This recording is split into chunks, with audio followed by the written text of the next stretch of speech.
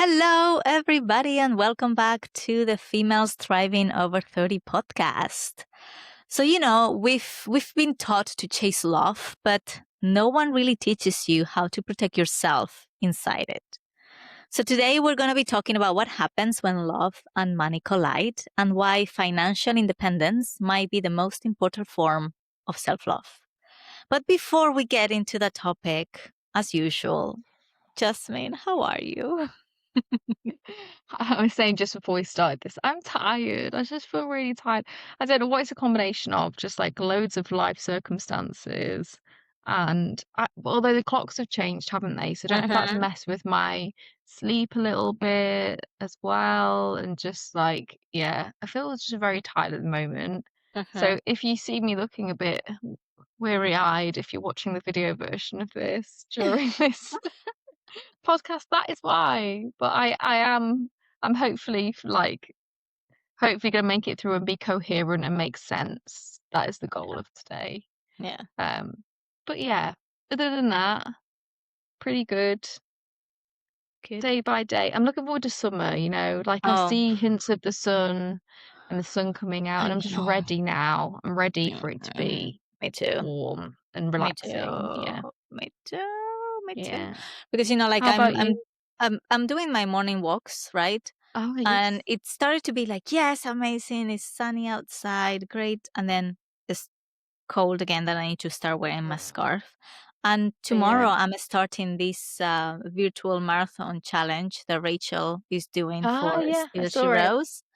Mhm. And I'm like, awesome. This is gonna be now when the spring is coming out. It's gonna be great. Mhm. But no, I think we're just gonna start doing it with our scarf on, our coat on, Yeah. and it is what it is. But hopefully, like in Mhm. a couple of weeks, it will get better. And yeah, before this call, I was on a call with my family. So my nephew turned 2 this past weekend. Oh.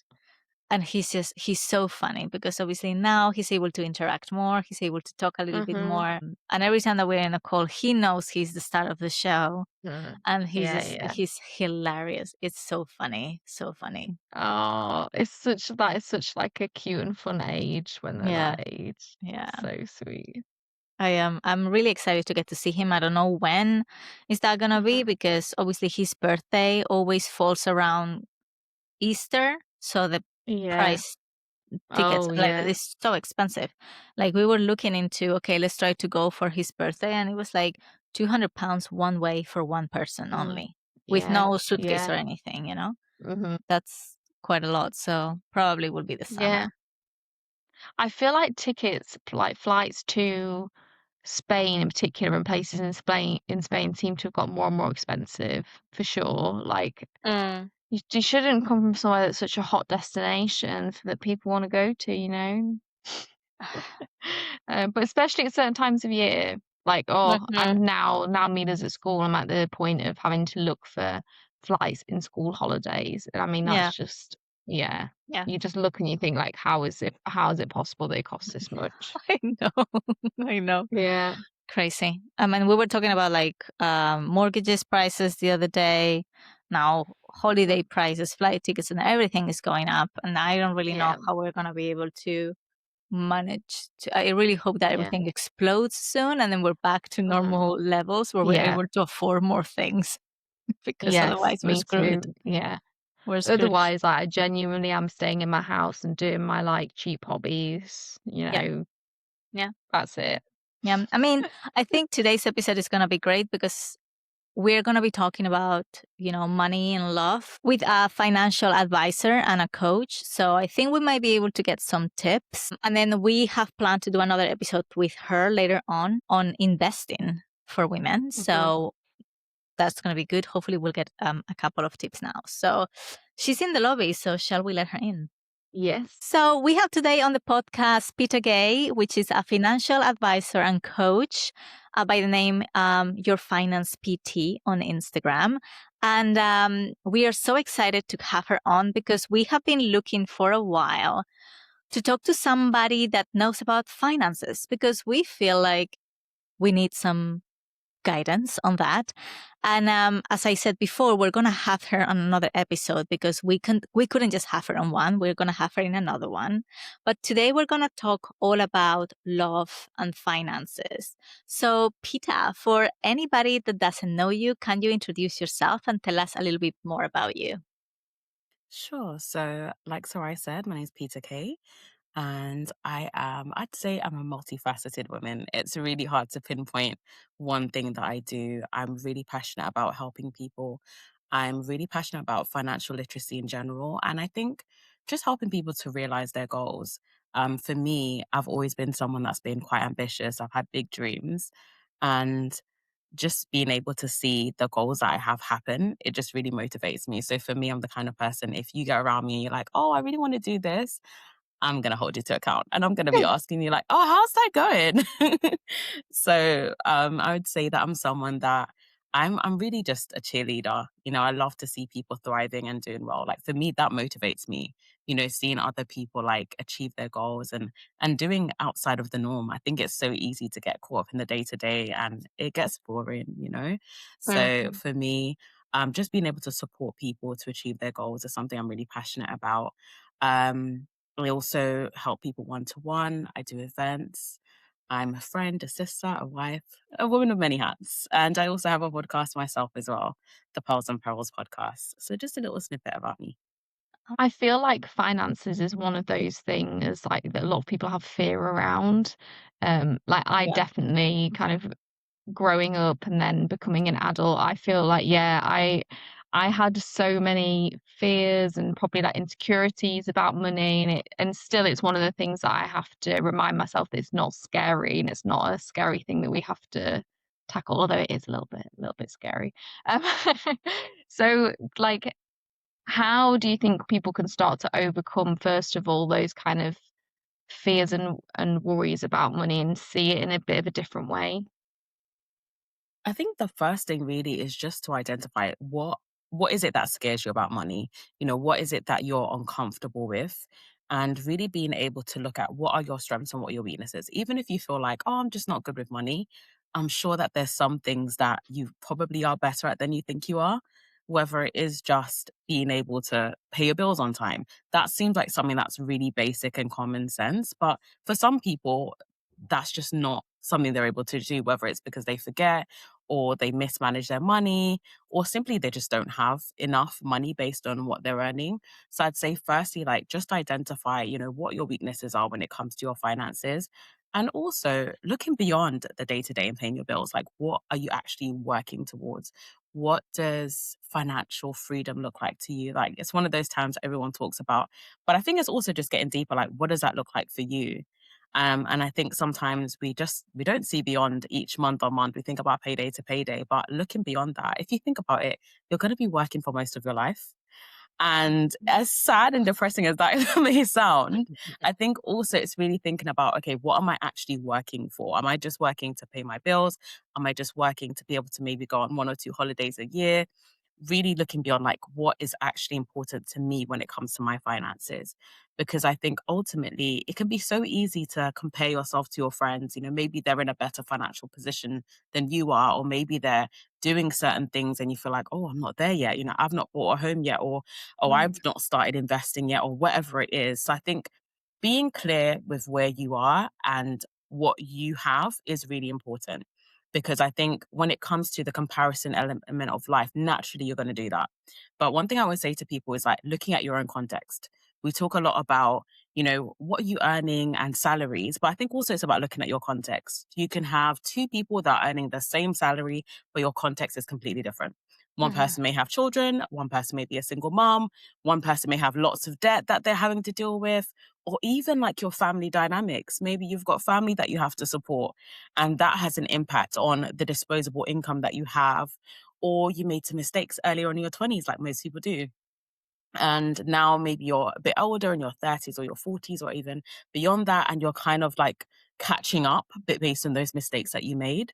So, firstly, I'd say, because I feel like I've gone in circles, is just ultimately look at your context for where you are. So, don't beat yourself up maybe for things that you feel like you haven't achieved yet, but looking at, okay, based on where I am right now, what is most important to me? if you're someone that's in debt, prioritize getting out of debt.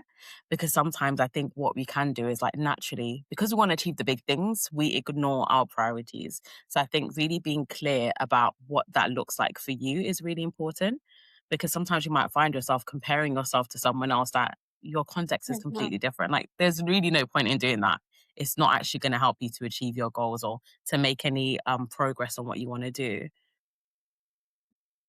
I mean, I'm just so excited about like talking all things finances because, as we said, like we need to lots to learn and lots of fear to let go of. But like in the context of the topic of love and money, we had like in one of our first episode, one of our guests told us, I always told my daughter, make sure that you are financially independent, that you have some net to fall into in case anything happens. That was also type of the advice that I got from my mother. I think like generations where the woman stay at home, let stop working, and they dependent solely on the husband's money. I think that's kind of where the advice were coming from. Make sure that you have your own money. And then when I was talking to friends, I realized how different perspective we all had in terms of money within our own relationships. I remember having this conversation with my friend where she told me like, oh no, we have just one bank account and we put all our money in and that's what we use in. And I was like, no, don't do that. Why would you do that? I was like, what I do is I have a joint account where we both put money in, but then we both have our own separate money. And then you talk to other people and everybody's doing things very differently, right? So I don't think there is a right or wrong, but what would you recommend now that we're talking about financial independence within a relationship? What do you think is the best way to, manage finances within a couple? That's a good question. I totally agree as well. There is no right or wrong way. So I'm married. I've been married for 7 years. And the way that I manage my finances with my husband is we have a joint account that both our income goes into. We pay all our bills from that. But outside of that, we also have separate accounts as well that we can spend our money out however we wish to. And again, that works for us. But I think there's a couple of things to consider when you're thinking about how you manage your money within your relationship. And that's firstly, what are your financial goals and are they aligned? And also looking at, is your outlook to how you spend the same? Because sometimes I found with couples that do pull their finances together, they just have a joint account. You may have one person that they are more of a spender. And, the other person might be a bit more frugal with their money. They might be a bit more like strict with the budget. And I think when you don't have cohesion in how you actually spend it, that it can create a lot of issues. And also, if there's not transparency, if you're pooling your money together, there has to be transparency with how you're spending. And there has to be a sense of like a shared, okay, this is what we're working towards. These are our boundaries. And there has to be a level of transparency. And I think whichever way you choose to pool your finances, whether you decide, what, we will have separate accounts or whether you have accounts together, I think the important thing, especially for women, is also having an account in your name. And it's not even just because, just in case something happens or I don't trust my partner, but just practically, if something happens and let's say everything's in your partner's name and you don't have access to that or you're not married, you have no no access to that. And again, you're going to find yourself in a bit of a pickle. So I think even just thinking of it from a practical standpoint as well, always have an account that's in your name. And also there's benefits to that when you're thinking about, let's say, savings. If you've got like, say, a cash ISA or maybe even a stocks and shares ISA, like a savings account that you can save tax free, there are tax benefits that's attached to your personal allowance. So let's say you were just giving everything to your partner and putting it all into one ISA, you're missing out on those tax benefits. So I think ultimately you've got to have trust in your partner as well. And you've got to have a level of transparency in your relationship. And I think if you are concerned when it comes to money, or maybe you don't trust how your partner spends, or maybe you're dealing with some addiction issues, or maybe they've not been honest, or there's been a financial infidelity. That's actually a thing as well, where sometimes that person's been hiding money that they've not told you about and you found out about it, or you've been giving them money for something thinking, oh yeah, they're paying the bill, but really they've not been paying the bills, and then you just start getting these letters. So I think also it's really looking at what's the trust like in your relationship, and are your goals actually aligned? Do you trust your partner with money? And I think thinking about those things and having a safeguard if something does happen, life happens, whether it's the relationship breaks down, the person gets sick, the person pass away. For me, my brain is very practical. So I'm always thinking of all the things like, what if something then happens to my husband? Well, how am I gonna like survive? And I know it sounds a bit morbid, but the reality is, we're all gonna die one day. We don't know what that's gonna look like. So I think if you can prepare yourself in whatever practical way that may look like, it's better to do that than to have to be reactive to a bad Yeah, situation. absolutely. Yeah. Yeah, I guess I've been with my husband since I was 17 for context. So Wow. we've grown together in all ways. So for us, I guess we've like, when we met, we had no money or very little money. We had like small income between us. So that's something that's happened over time. But I do think about people who are maybe in their 30s now and they meet their partner and they've already created some form of financial success, or they've bought a house, for example, and then they meet a partner Mhm. who doesn't yet have a house. I feel like there's so many things to think about and address when you meet somebody for the first time at an older age, when you are more established financially. I guess, what kind of advice do you have, or what kind of things can people do or put in place to protect themselves best in those situations? I would definitely say if you are someone you've bought a property before the relationship, in this current market that we're in, if you can hold on to your property, Yeah. if your partner's like, oh, just sell and we can use the money and buy something together, I would highly suggest don't do that. If you can, hold on to your property and okay, let's build something together so we can save together to buy something together. Instead of just because I've seen that where women have done that, they've been quite established in their finances. They get with someone that maybe they're not as stable as they are. And they do that, they sell the property, they do something together, and later on the relationship breaks down, and then they have that sense of regret. So I think also it's being really intentional about how you date and speaking about those things. Because I think a lot of the time, especially in the beginning stages when people are getting to know someone, they kind of shy away from having those conversations, talking about, the messy things. And I think those things are important. You don't break up with someone because, you don't have the same hobbies. It's those big life decisions. It's those things like that. Like, do they have a sense of entitlement to the things that you achieved before them? And having those conversations when you are getting to know each other, it's starting to get serious, to see what those expectations are. And if you do find that the person's like, yeah, like, sell your property, and that's not something that you are comfortable doing or you don't want to do, it's definitely something to kind of think about a bit more before committing yourself to, that person. Or even if it's a case of they've moved into your property, thinking about, are they going to just be contributing to the mortgage? Or is it a case of they're just going to contribute towards bills? And I also say get in legal advice as well, because sometimes, again, especially if you are married, if you're not married, it's a little bit more straightforward because the person doesn't really have much rights if you break up. But if you are married, it can get a little bit more complicated, especially if you don't have a prenup or anything like that in place. And I know sometimes you think, oh, I'm not a millionaire, I don't really need one. But if you do have some sort of asset and, should things go wrong, they are going to be entitled to that if you don't have anything in place legally.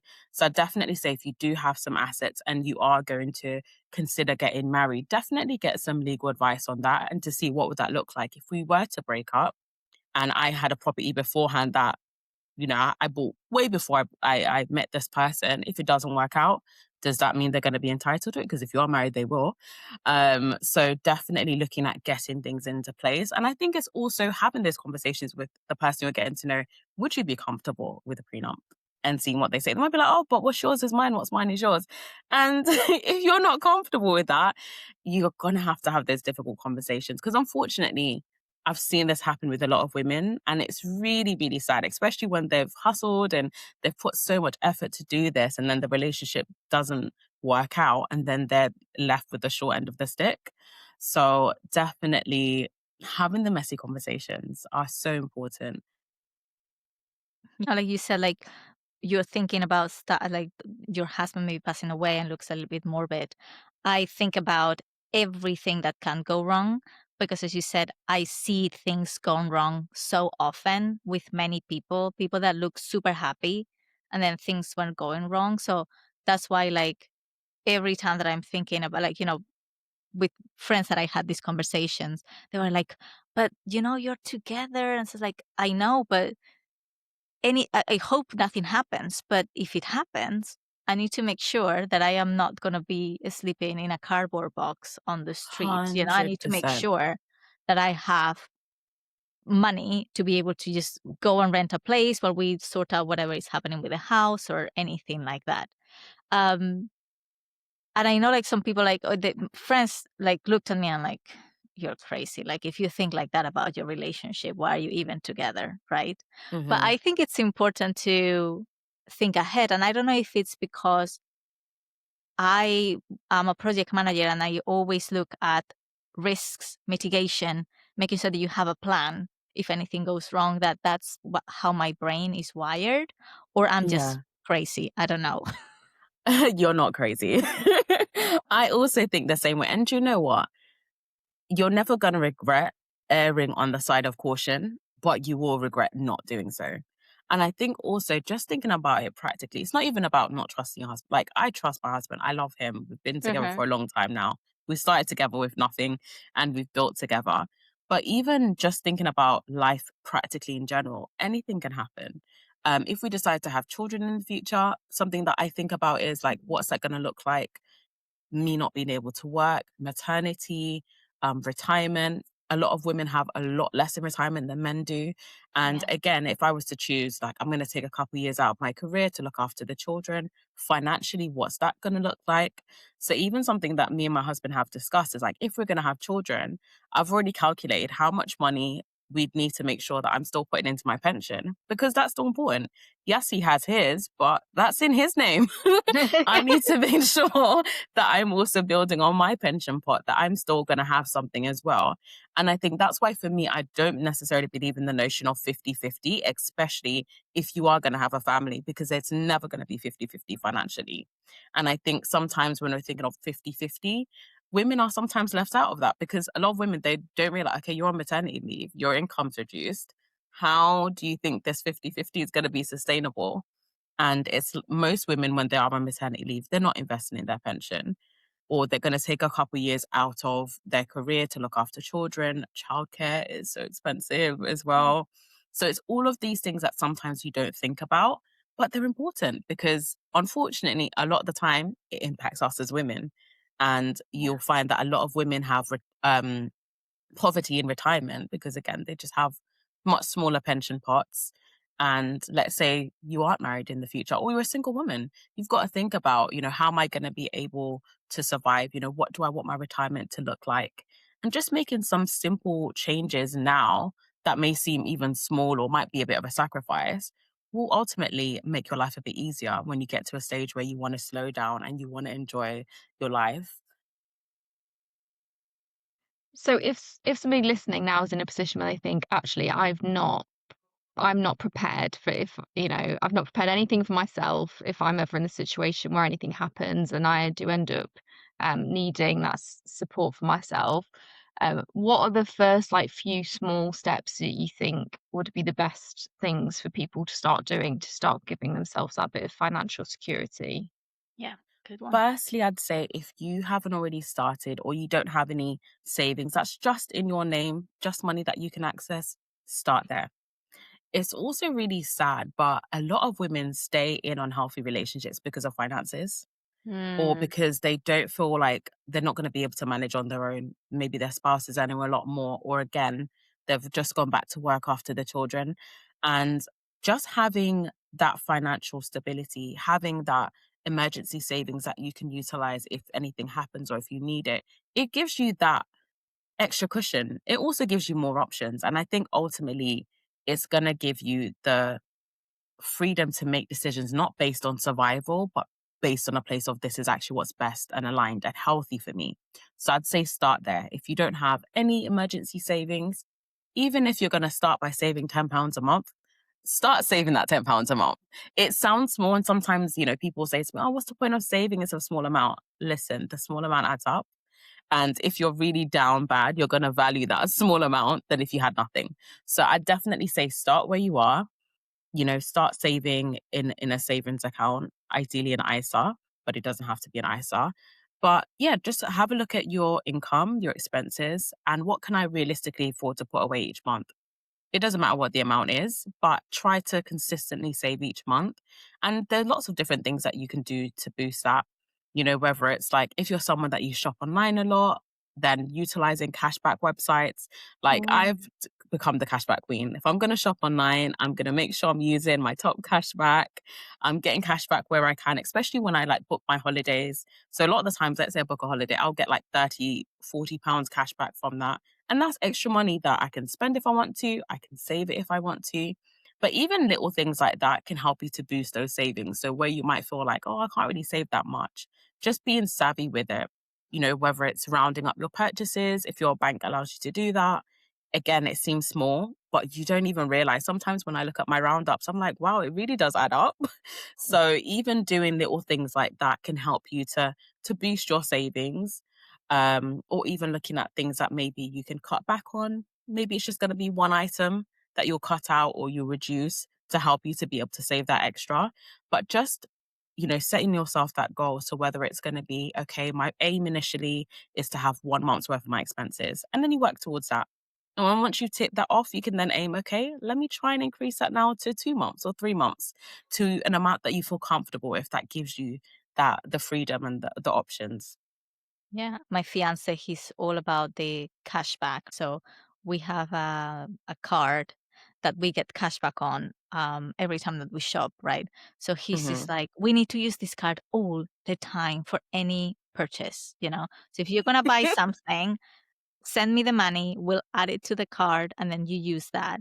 And then we're using that money actually to go on date nights and just, to do those type of things that usually, like nowadays going out on a date night is expensive. It Like it's so is. Oh expensive. my gosh, it's crazy. So I think that is a great tip and something that, if you have the ability to do, to be able to use the cash back as much as possible for any type of purchase that you do, just do it. Because Exactly, it especially helps. if it's already purchases you're making anyway. If you can get money back on purchase you're already making, it's a Exactly. win-win.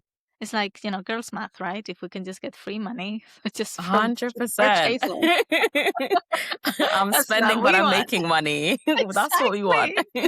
Exactly. Exactly. So, um, have you seen, like, from people that you've worked with, any situation, is any cautionary tale, like, I've seen this happen, try not to get into that situation, do this instead? There's one thing that comes to mind, and it is taking credit out on behalf of your spouse or your partner. Not even spouse, actually, because the example I'm thinking of was a boyfriend. I've seen people do this so much and it goes very wrong. So whether it's maybe your partner's got bad credit and then you're like, okay, it's fine, I'll take it out for you, and then you just send me the money. Just be very careful with that. And I think also, if you're going to do that, do it at the risk of, okay, if they can't afford to pay me back, will I be able to afford the payments? And Mhm. if the answer is no, really think about whether you want to do that. Because even if you're taking it out for that person, whoever you're taking it out for, whether it's the phone or the card, they don't care if someone else is using it. It's in your Mhm. name. And if they then decide, okay, I'm not going to pay it, or something happens, and it might not even be malicious, but they literally just can't afford to pay it, what then happens? That financial commitment is in your name. And I've seen it where, someone, they took something out for their boyfriend and they broke up. And then, yeah, he didn't want to send the payments anymore. Yeah. But he still had the item, but she was still left with having to pay for this for another year, and they weren't even together. So I would definitely say really, really think about it. And I also think if they've got bad credit with the bank, maybe think Mhm. about also why do they have bad credit? That might already be an indication that, they've not paid things on time, or they're just not, um, they don't prioritize their bills. So I definitely say, before taking anything out on credit in your partner's name, really, really think about it. Yeah. Yeah, I really mean, think about it. And also, if you can't afford to do so, if they don't pay it, don't do it. exactly. We're seeing like now a lot of younger people and actually people that maybe have broken up with their partners and now they're trying to date again now in their late 30s.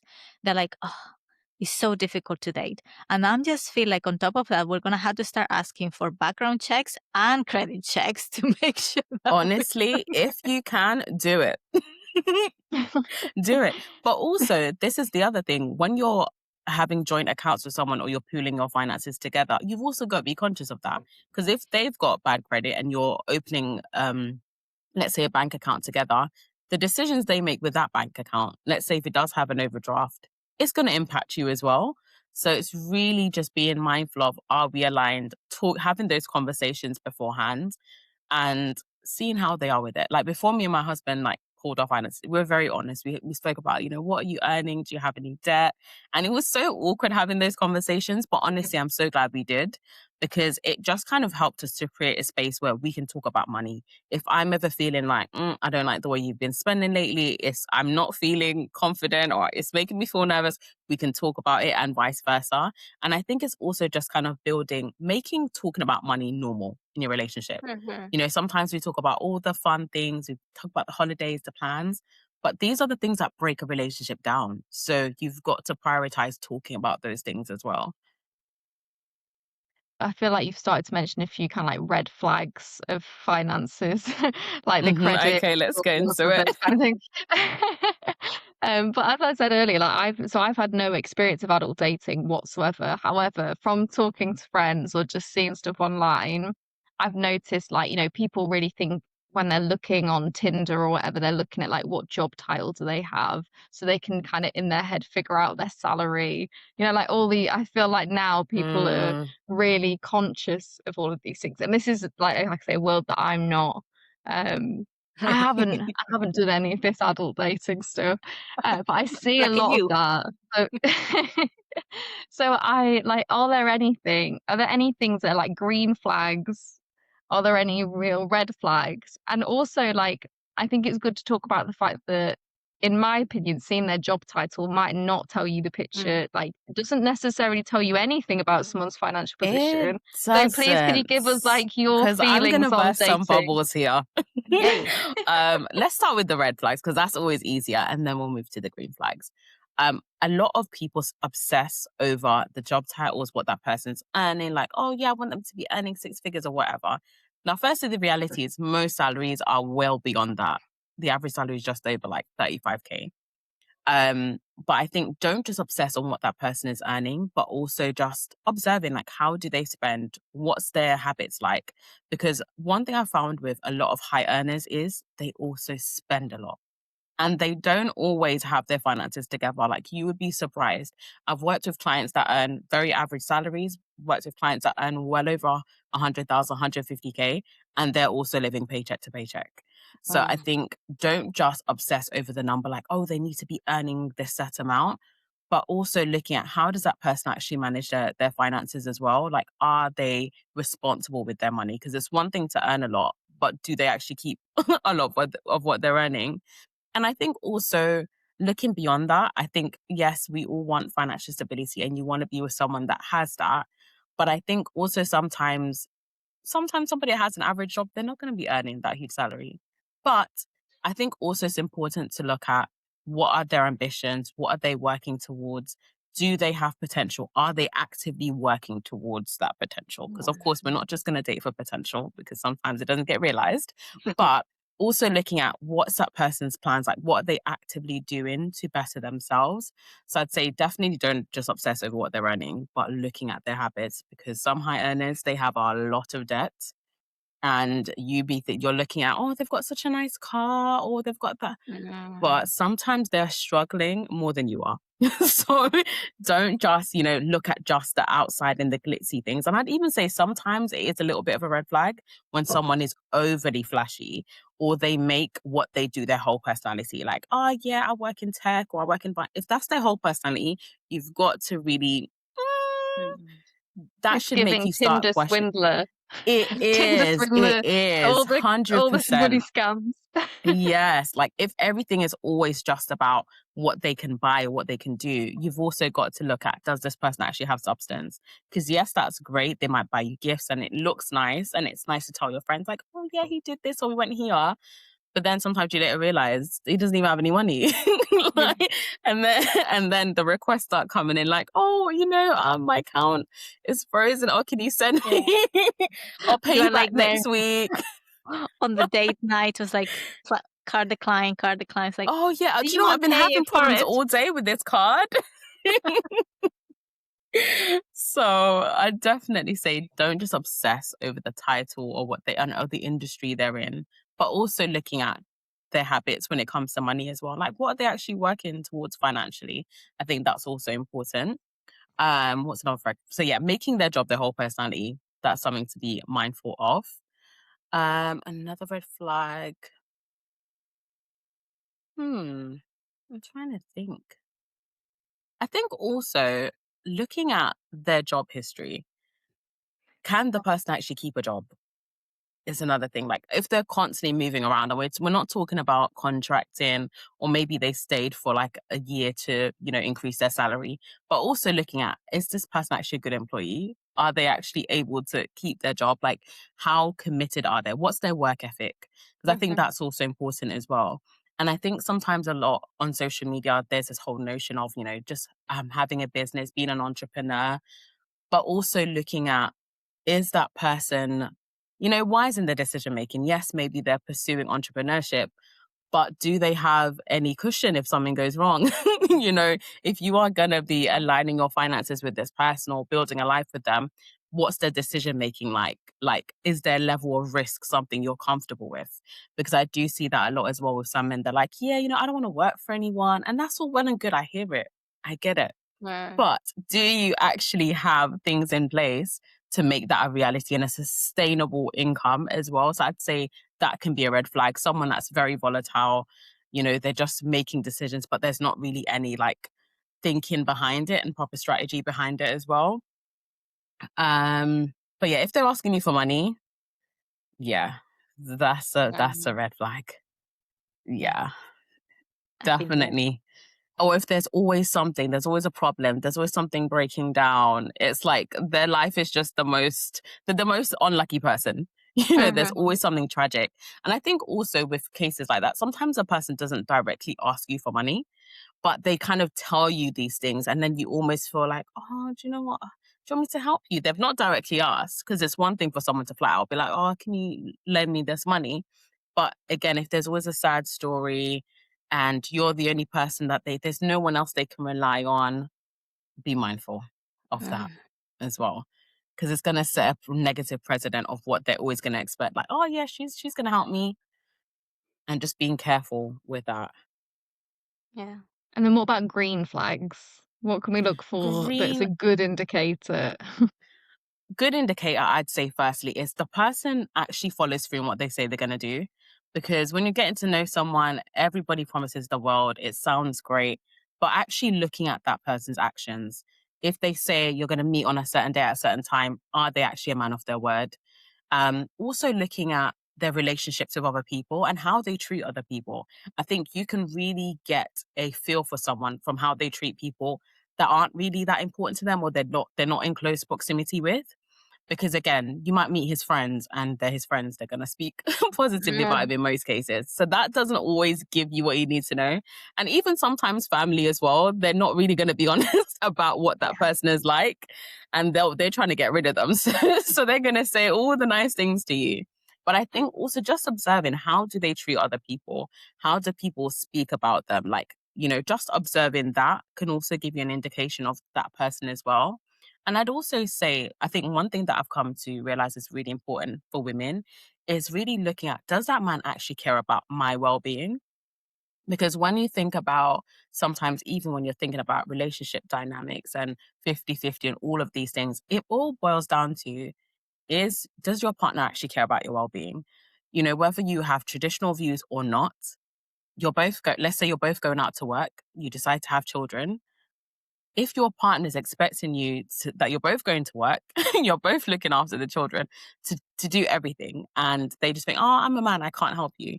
Do they really care about your well-being? Like, is it somebody that is actually selfless? And I think that's really important as well. It's not one of those qualities that sounds nice, like, I want to be with someone that's selfless. But I think it's actually really important if you are a woman that desires to have children, that, you want to get married. Looking for that quality is so important because once, you have children, things change, dynamics change. You want to be with someone that's actually going to be supportive, that's going to, actually think about, how can I support her? How can I be there for her?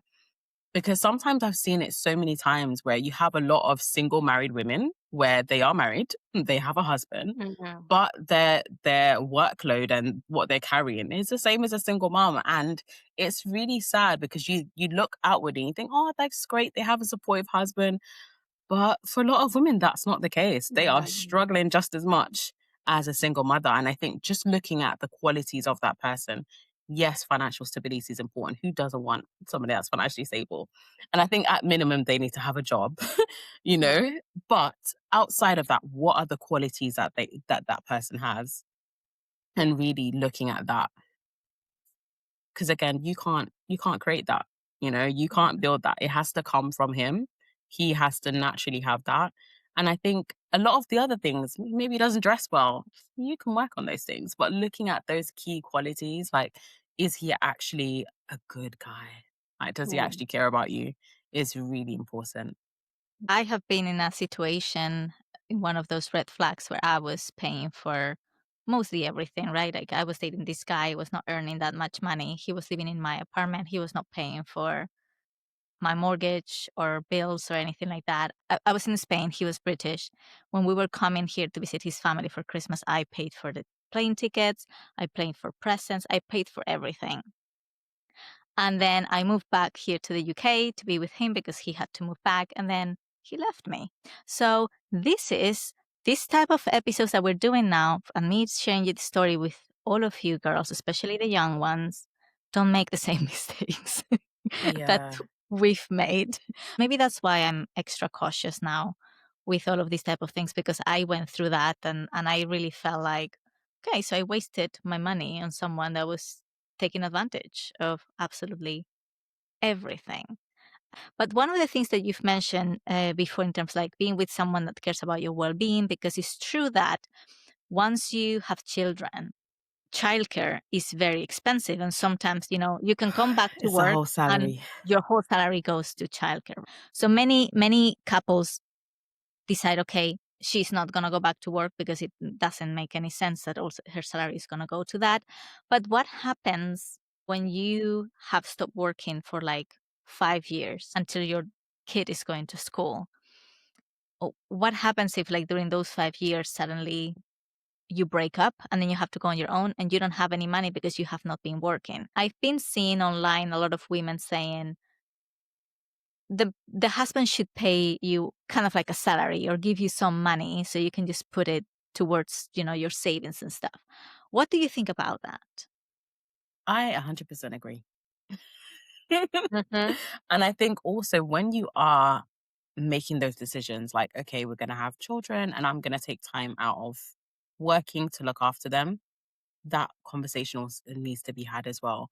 What that's going to look like. So, whether it's going to be, because again, if you are out of work for 5 years or however long it's going to be, Mhm. you're not investing into a pension. So, what's that going to look like for you, planning for your retirement? And also, you don't really have anything for yourself if you're not able to save anything. So I think also when looking at your family budget and how much you're going to save by you not being in work or not having childcare, also trying to factor some money for yourself in. So that might be money that, okay, I'm not going to be working, but we need to have X amount, or maybe £300 or whatever that looks like. That will be like my retirement fund or money that I'm putting aside for me not being in work, and having that conversation with your partner. Because I think even sometimes as women, we're so selfless that sometimes we're not Mm. thinking about Yeah. ourselves. We're not thinking about that. Or you just think, oh, I'll figure it out. I'm going to go back to work soon. But all that time that you've been out, you can't really make up for that unless you're going to go back and be earning significantly more than you were. So definitely having that conversation and factoring that into your budget. And also, should anything happen and the relationship breaks down, at least you've got something that you can also have some money to tap into. And equally, if you are just cohabiting and you're not married, also looking like, what's that going to look like for you? Because at least if you are married and the relationship breaks down, you can get spousal support. If you're just cohabiting, there isn't really any of that for you. So I think also it's thinking about what's that going to look like and trying to put yourself in the best position that you can. So I definitely say having those conversations with your partner is Mhm. really important. Yeah. Thinking of like, these difficult conversations and things that you need to navigate with partners, if someone was to find themselves, you mentioned earlier, about addictions, gambling, um, and Mm. what debt. If somebody was to find out that their partner had been doing something like, losing money or got themselves in a lot of debt that they weren't aware of or anything like that, what advice would you give to those people? Like how can they start to navigate or protect themselves in that situation? That's a good question. I'd say firstly, having the conversation with that person and seeing where they're at. Because it may be a case of they've got this addiction, you've caught them, and maybe they're in a denial stage. They're not really admitting that, oh yeah, I do actually have a problem. I think if it's a case of the person, they know they have a problem and they actually want to get help for that, supporting them emotionally as much as you can. Of course, they're going to have to do their part and they're going to have to do their work. So, whether that looks like maybe helping them to find a support group or something like that. But I think in the meantime, it's setting some boundaries for your finances. So, maybe that will look like, okay, we were managing our finances this way where we put everything together in one, but until we rebuild the trust, we're going to have to change how we're managing our finances now. We're going to need to do things separately until we can rebuild that trust. So I think also it's setting that clear boundary with your partner of, okay, now this is what we're going to need to do going forward and having that conversation on that. And if you've got someone neutral in your life that you both trust, that you can have somebody to kind of be like a middle person or some sort of accountability, that would really help if you're not able to like get therapy or anything like that. But I definitely say set a clear expectation of what things are going to look like and okay, things are going to need to change now, until we can rebuild that trust. Because it also does come with trust. If you've thought somebody was one way and then you come to find out it's a completely different, it is going to take you time to rebuild that trust if you're going to stay and, work things out with them. So definitely just being honest, setting that clear expectation as well. And then just monitoring how they are. If it's a case of, the trust is not there or there's still some slip ups or there's still something happening, then you also have to think about, am I gonna be willing to continue? How long can I go on in this situation? But ultimately, definitely rejigging the finances because you also need to protect yourself as well. And as you know, addiction can be something that it's not always straightforward to break. It may take that person a year, 2 years, and also depending on how much debt that they've acquired as a Mm. result, it may take time. So also trying to separate things if you can, so that it's not gonna also impact you massively as well is important to think Yeah. about that. Yeah, that's really, really, really important. I mean, I don't have any experience with that, thankfully, because everything that we've talked about is like, oh yeah, that happened to me. Oh yeah, not this one. Not this one, and it won't No, happen. It won't happen. no, I'm all good. I have one more question. It's a Go burning for it. question. I just, Oh, I'm I just, curious now. Yeah, me too. Me too. I, I just want to know, is there any like processes or things you would put in place, or you'd advise people to put in place to help them track their finances? Because I've started splitting my money into pots. Each month it goes into different pots to try and like allocate money to different things. And we started doing like a yearly spreadsheet of what's happening that year, and we'll sit down as a couple and review it together and things like that. So I was just Nice. wondering, like, do you have practical tips of like monthly, yearly kind of things you should be doing with your partner? Yes. So I would say monthly planning out how you want to spend. Even beyond that, looking at what are our goals for this year, like what are our shared goals, what are the things we're working towards, whether it's maybe saving a certain amount, clearing down some debt, or even the fun things, we're planning on going some holidays or there's a big trip that we want to take or whatever it is. So looking at your goals as a couple is one thing. And if you haven't already written that down, like make it a fun date night. Like date nights doesn't always have to be going out. It could be some dream planning. Like, okay, like Mm. what are our goals? What do we want to work towards? And really make it something nice. So I'd say that's one thing. But also on a practical standpoint, really setting out a clear idea of like how you want to spend your money. It's so easy, as you know, to get paid and then the money's gone within a few days. So actually setting out time to plan how you're going to spend and having some way of tracking how much you're spending. So whether it's using a budgeting app, whether if you're somebody that you're an Excel girl, you like to use Excel, then getting yourself a budget spreadsheet. I also have a budget spreadsheet you can use, but even just keeping it simple, I'd say whatever works for you. For some people, they prefer writing things down. And if that works to how you process things and it works for you, get yourself a notebook. It doesn't need to be a fancy one, but you can literally just go through your transactions, categorize them, and write down what you're spending. I think the most important part with that tracking your spending is not just knowing where your money's going, but being able to get a realistic idea of what you should be budgeting.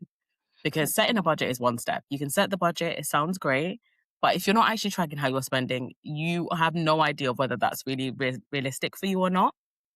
And also practically as well, not spending everything from one account. So one thing that I found that works best and also for me is you might get paid from one account that you have your bills come out of, but then separate the other money that you'll use for, let's say, discretionary spending or maybe going out to eat, your flexible expenses. Because a lot of the time when you are just spending everything from one account, bills, day-to-day spending, before you realize it, one, you think you have more than you do, but two, before you realize it, you spend it all. So exactly. So just kind of separating your accounts, like having different accounts for different things helps. And it also just gives you a realistic picture. You can look into, let's say your spending account and you can see, oh, I haven't got that much left. So this is my real picture of where I'm at. And also even the same with savings. I think you mentioned that you're doing something similar, Jasmine, is separate your savings as well. Like not just pooling everything into one account. If you're saving for different things, separate your savings account. So for your emergency fund, you want to have that in an easy access savings account. Because again, if it's an emergency, you want to be able to tap into that. If it is a case of you're saving for something that you might not need for, let's say, the next year or two, there are also accounts where you can have like a limited access savings account. They typically tend to pay you more interest, but again, they kind of penalize you if you take money out before that time. But if you are someone that you find yourself constantly dipping into your savings account, that might be a good option because one, it restricts when you can take it out. So there's some that might be like 30 days notice. And again, if it's not an emergency, you're gonna think, can I wait a month to get that money back? But if you don't have that discipline to do that, that might be an option until you can work up the discipline to not be constantly dipping in. So I'd say that's another thing to do as well. And also just utilizing simple things as well, like roundups is a great option. And I'd also say looking at ways that you can increase your income, whatever that's going to look like, whether it's by in your current job and the skills that you have. Again, if you can earn a bit more money, why not? That's extra money that you can save or spend or put towards whatever it is that you want. So I think also looking at what skills do I have? What are the things that I need to work on? And sometimes as women, one of the skills we need to work on developing is negotiating. Sometimes we are great at what we do, but we shy away from talking about money and having those conversations. So I think that's also something to think about as well. And also, whenever we said, Jasmine, right, like we are going to do Marie Kondo in our house, then we go to Vinted and we sell it as we get extra money as well for our pots. Yes, that too. Listen, sometimes the money is sitting in your closet. That extra money that you need. You've not worn it. You keep saying, I'll wear it this summer, but you never wore it last summer. You're probably not going to wear it this summer. But yeah, let go of the things that you're not going to wear. But yes, as we said, you are a financial advisor and you're also a coach. So if someone wants to work with you and have you as their financial coach, what do they need to do?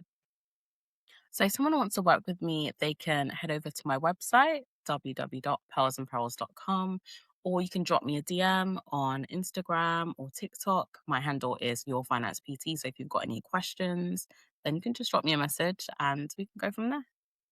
Amazing. Well, thank you so much. I feel like this has been such a good conversation. I feel like this is going to help so many people. I feel like we've hit like relationships from all angles, new relationships, long Mhm. relationships, all the things you might face in it. So, thank you so much for joining us. Yeah, It's motivated me. I'm going to go look at my pots now and figure out what's happening yeah. with my And money. remember, we still have to plan another episode all about Yes, investing and things like that. That's going to yes, be also really important.